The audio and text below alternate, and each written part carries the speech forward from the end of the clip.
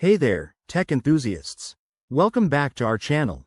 Today, we're tackling a super common issue: how to download photos from iCloud to your iPhone in 2025.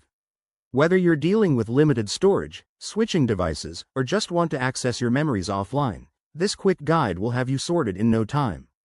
Let's dive right in. First things first, make sure your iPhone is updated to the latest iOS version for 2025. This ensures everything runs smoothly. Open the Settings app on your iPhone and tap on your Apple ID at the top. Scroll down to iCloud and ensure that iCloud Photos is turned on. If it's not, flip that switch and wait a moment for it to sync.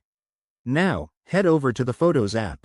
You'll see all your albums, including those from iCloud. To download specific photos, simply tap on the photo you want.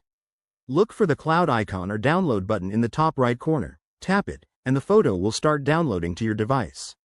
For bulk downloads, go to the Albums tab, select iCloud Photos, and choose multiple items.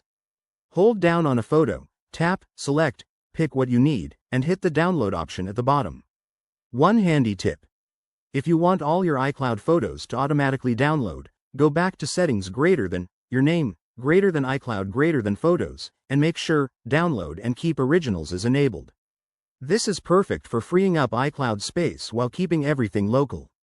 Remember, a stable Wi-Fi connection is key here to avoid any interruptions, especially for large files. If you run into issues, like photos not appearing, try restarting your iPhone or signing out and back into iCloud.